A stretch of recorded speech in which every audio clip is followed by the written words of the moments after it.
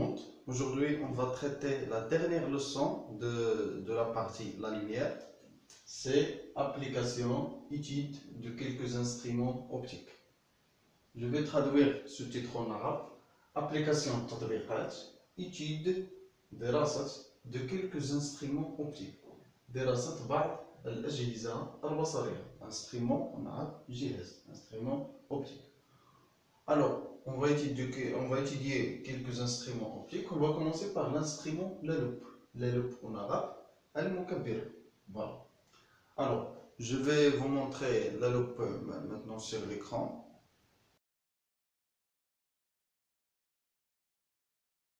Donc maintenant, on va voir la description de la loupe en arabe. Wasf al-mukabbira. Alors, comme vous connaissez, on utilise la loupe pour voir les objets de petite taille, c'est-à-dire pour agrandir l'image. Voilà. Donc, on utilise la loupe pour voir les objets de petite taille, c'est la description de la loupe.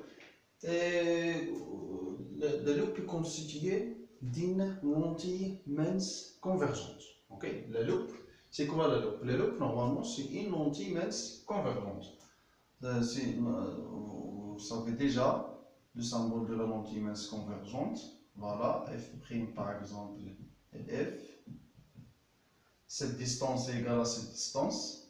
Voilà, f c'est OF, et c'est OF et c'est OF'. Voilà, c'est la distance focale. Voilà la distance f. Et aussi ces distances. Ces deux distances sont égales. Donc la loupe, voilà la loupe, c'est une lentille mince convergente. Ok. Alors, vous avez déjà étudié la vergence du symbole C. C égale à 1 sur F. Vous avez déjà étudié C, vergence.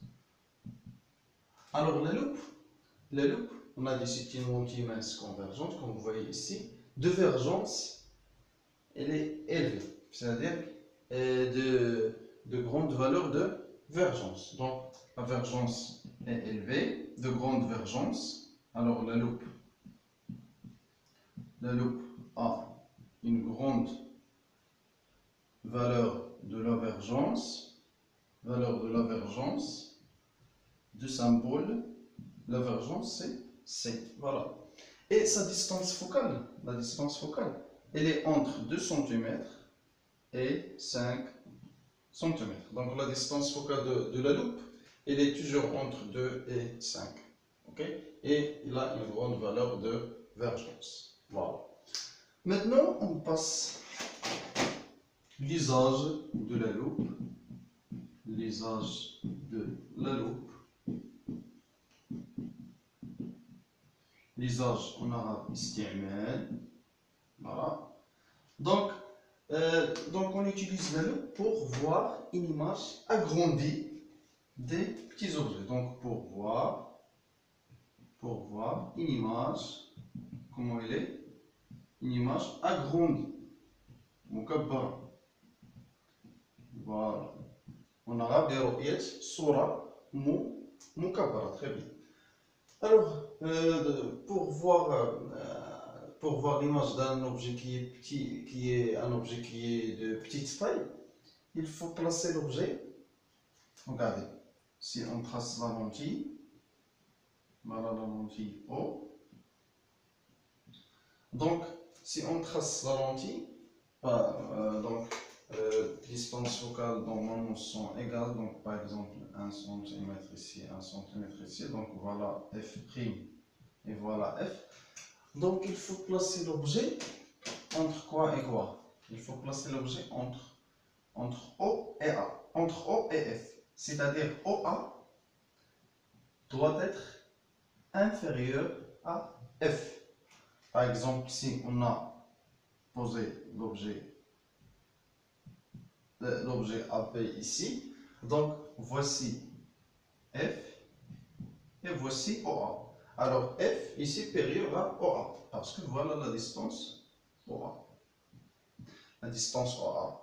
Voilà la distance OA et voilà la distance F. Donc toujours doit être OA inférieur AF. C'est-à-dire l'objet AB est placé entre quoi et quoi? Entre le centre de la lentille et le foyer principal objet. Ok? Donc toujours l'objet. Donc l'objet doit être placé à une distance. Donc on va dire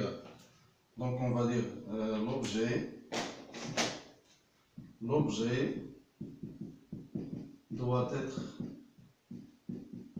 placé, l'objet AB, on parle de l'objet ici AB, ok?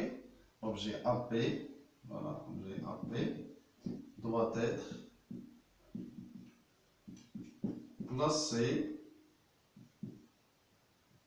être placé, quoi? Doit être, pardon, placé à une distance,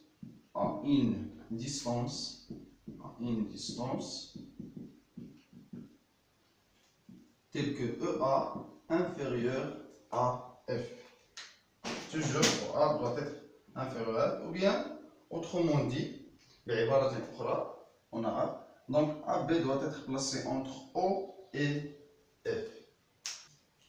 Maintenant, on passe à petit 3, la construction géométrique de l'image par une. Alors, regardez qu'est-ce que construction en arabe, l'insha géométrique الهندسي للصورة من طرف مكبر. On construit une image d'un objet AB tel que donc la longueur de AB c'est 1 cm par une loupe. Sa distance focale F, donc la distance focale de la loupe c'est F égale à 3 cm. L'objet AB est situé à une distance OA égale à 2 cm, c'est-à-dire la distance entre le centre optique de la loupe et l'objet AP est 2 cm. Alors voilà, d'abord on va tracer la loupe, c'est-à-dire la lentille mince convergente, parce que la loupe s'agit d'une lentille mince convergente. Donc, d'abord, qu'est-ce que je dois dessiner? D'abord, je dois dessiner l'axe optique, voilà, de la loupe. Donc, voilà l'axe optique de la loupe. Voilà. Maintenant, je vais dessiner la loupe. On va dessiner maintenant la loupe.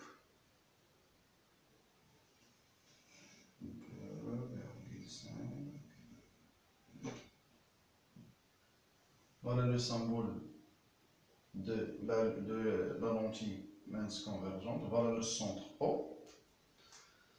Voilà, maintenant la distance focale F égale à 3 cm, c'est-à-dire F égale à OF égale à OF' égale à 3 cm. Donc 3 cm, 1, 2, 3, 1, 2, 3, voilà, donc c'est F', ici 1, 2 et 3. Voilà, F. Maintenant, la position de l'objet AB, OA, égale à 2 cm. Donc O, toujours l'objet est à gauche, ok? Appelez bien ça, toujours l'objet doit placer à gauche. Donc OA, 1, 2 cm. Donc voilà A. Vous vous rappelez encore, lorsque j'ai dit OA toujours est inférieur à F. OA égale ici à combien? 2. Et F égale à 3. Donc 3 est supérieur à 2. Donc voilà, OA ici est inférieur à F. Toujours dans la loupe, on trouve que OA est inférieur à F. Maintenant, AB égale à 1 cm. Donc je vais miser à AB. Toujours AB doit être perpendiculaire avec l'axe optique. On arabe amoudi avec l'axe optique. Donc voilà l'objet AP. Alors maintenant, pour trouver l'image. On a déjà vu la construction de l'image dans la leçon précédente. Donc je vais dessiner les rayons particuliers en provenance du point P.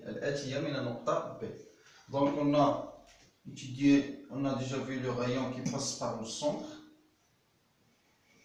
rayon qui passe par le centre, il immerge sans déviation. Il va garder la même direction. N'oubliez pas les flèches. Et deuxième rayon particulier, c'est le rayon incident parallèle à l'axe optique. Toujours le rayon en provenance du point P. Doit être parallèle avec l'axe optique, donc ils sont parallèles.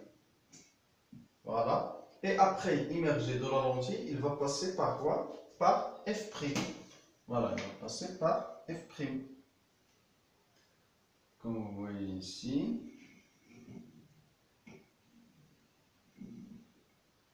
Voilà. Alors, comment sont-ils ces deux rayons? Ils sont divergents. On a multivariés. Alors, dans ce cas, qu'est-ce qu'on fait? Donc, on va prolonger les rayons dans ce côté. Voilà, donc on va prolonger les rayons dans ce côté par des traits discontinus. Et voilà le deuxième rayon. On va le prolonger aussi d'une manière discontinue. Et on va trouver l'intersection en arabe taqatur. Voilà l'intersection. Donc ce point là, c'est le point quoi? C'est le point B', l'image de P.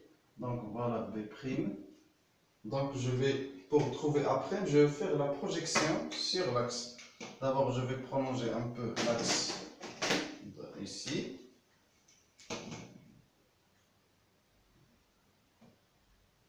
Voilà, donc. Et maintenant je vais faire la projection orthogonale en arabe sur l'axe. Voilà. Donc voilà le point A'. La flèche est dans le côté de B, donc aussi ce sera ici dans le côté de P'. Donc voilà notre image A', P'. Donc pour trouver l'image, on dessine les rayons particuliers en provenance du point B. Donc voilà le premier rayon qui passe par le centre et qui immerge sans déviation. Voilà le deuxième rayon incident parallèle à l'axe optique. Il émerge en passant par F'. Donc, et on fait l'intersection et on va faire le prolongement de ces deux rayons jusqu'à trouver l'intersection. Cette intersection, c'est le point B', l'image de B par cette lentille. Et voilà l'image A', B'.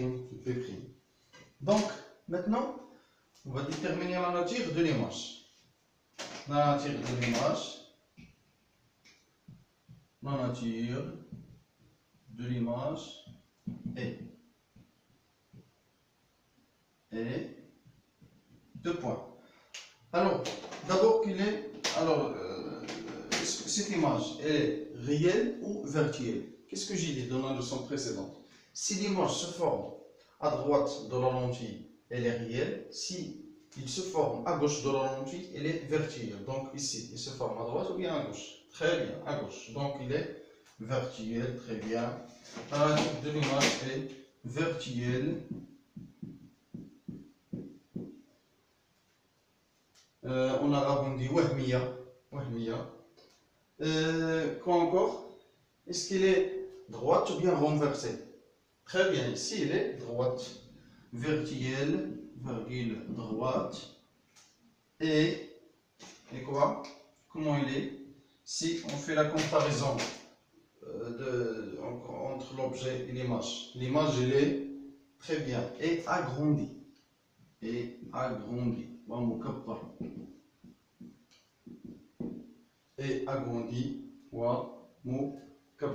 Donc si on prend un exemple, par exemple,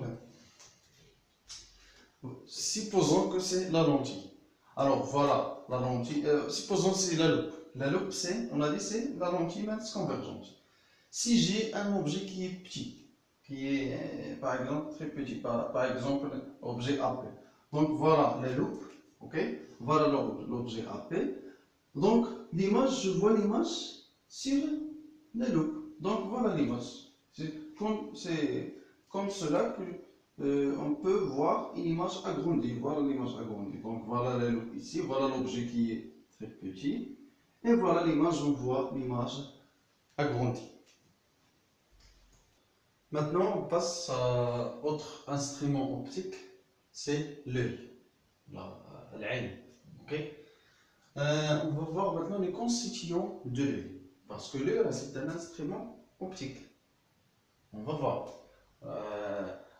Dans l'œil, il existe une lentille convergente. On va voir comment on appelle. Alors, les constituants de l'œil. Donc, dans l'œil, il y a ce qu'on appelle le cristallin. Il joue le rôle d'une lentille mince convergente de distance focale f, c'est le symbole en arabe de la distance focale. Donc de f changeable, il peut changer. On appelle accommodation. Le fait de changer la distance focale, on appelle accommodation. Dans l'œil aussi, il existe l'iris. L'iris joue le rôle de diaphragme. On a déjà vu dans les conditions de Gauss dans la leçon précédente. Pour voir une image nette, il faut placer un diaphragme à côté du centre de la lentille. Par exemple, voilà notre lentille, le centre O.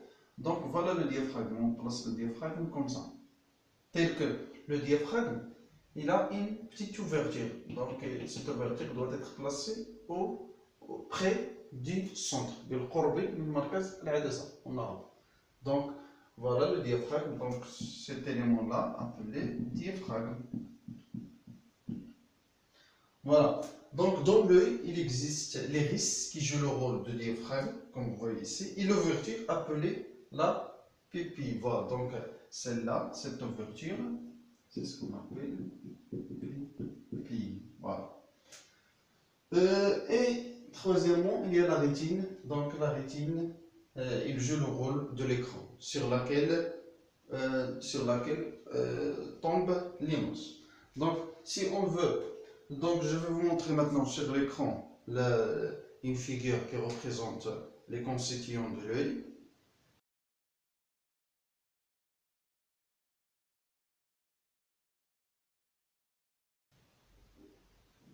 Donc on peut, après savoir les constituants de l'œil, on peut modéliser l'œil comme ceci.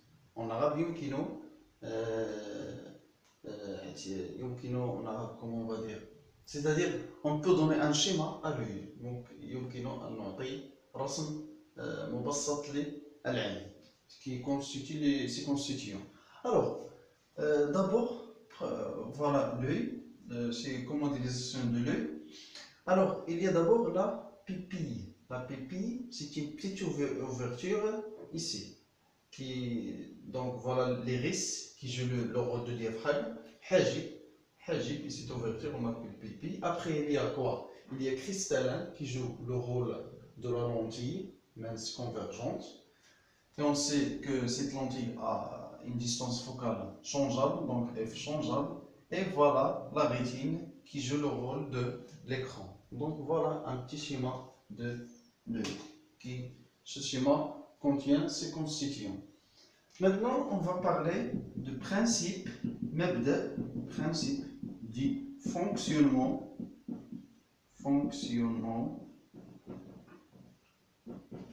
de l'œil. Fonctionnement اشتغال العين. On va voir comment l'œil fonctionne. Donc, voilà l'œil. Donc la lumière arrive ici, comme vous connaissez. Donc la lumière arrive à l'œil. Donc lorsque, regardez, voilà l'œil. Donc l'œil arrive comme ça. Donc l'œil traverse d'abord, donc il passe d'abord par la pupille, parce qu'il y a déjà une petite ouverture ici. Donc il y a déjà une petite ouverture ici. Après, elle va traverser quoi? Elle va traverser la lentille mince convergente. Elle va traverser le cristallin, parce que le cristallin c'est un milieu transparent. Il laisse passer de la lumière, donc il va passer de la lentille. Ici, déjà, f changeable, la distance focale change, ça dépend de la position de l'objet, l'essentiel F change, et l'image tombe ou bien se forme toujours sur la rétine. Voilà, toujours il se forme sur la rétine. On voit une image sur la rétine. Maintenant, l'image qu'on voit sur la rétine. En arabe, الصورة التي نلاحظها على la rétine. Comment elle est? Donc, normalement, elle est renversée. Dans notre œil, l'image se forme renversée. Réelle et renversée. Pourquoi réelle? Parce que l'image est à droite de la lentille. Je dis toujours, si l'image est à droite de la lentille, donc elle est réelle. Mais elle est renversée. Mais est-ce qu'on voit des objets renversés? Est-ce que si je vois ce marqueur, est-ce que moi je le vois comme ça? Non. Alors dans l'œil, il se forme comme ça.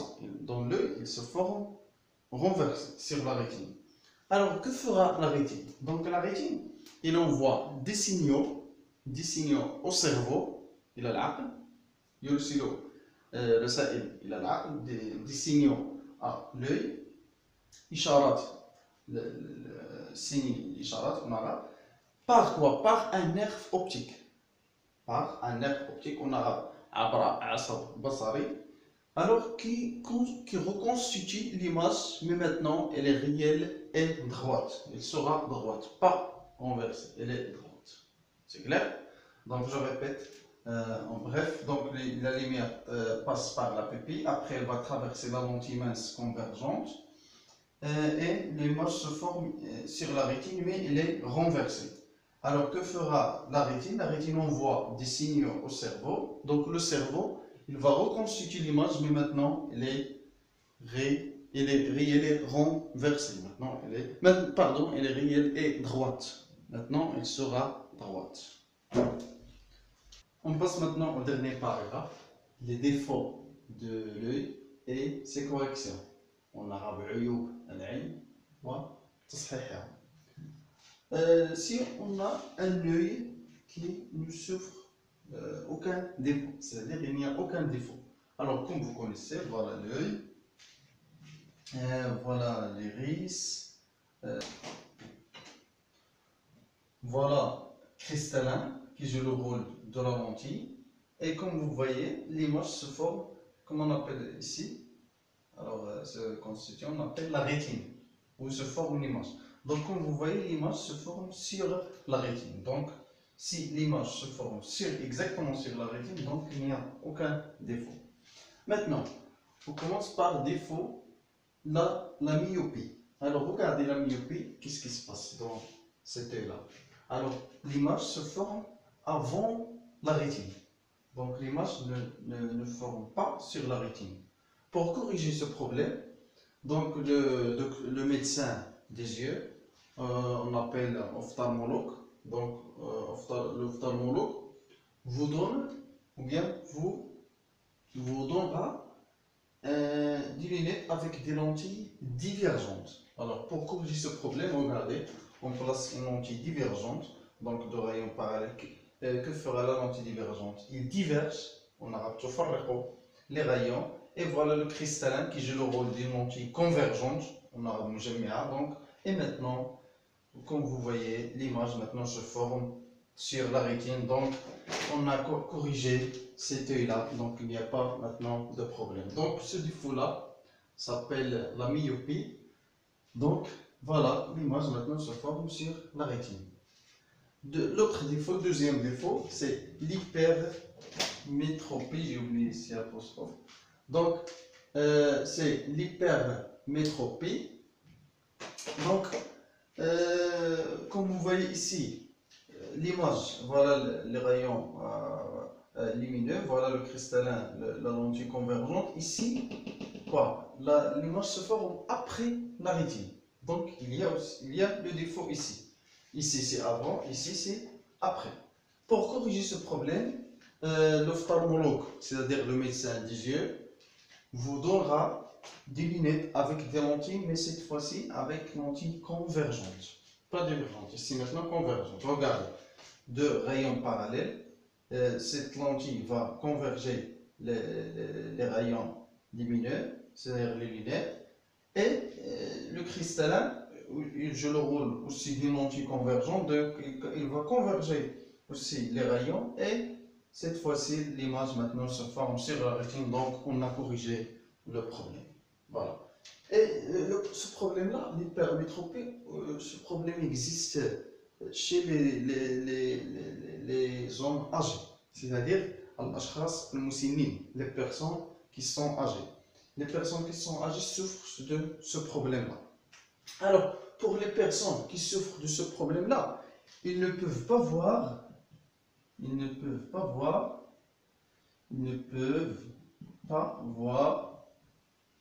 les objets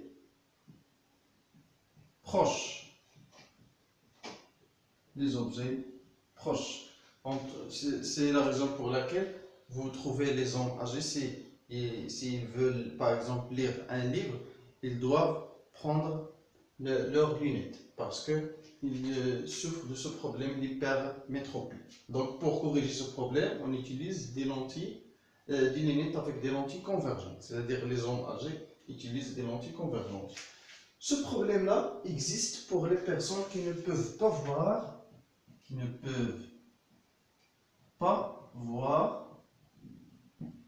les objets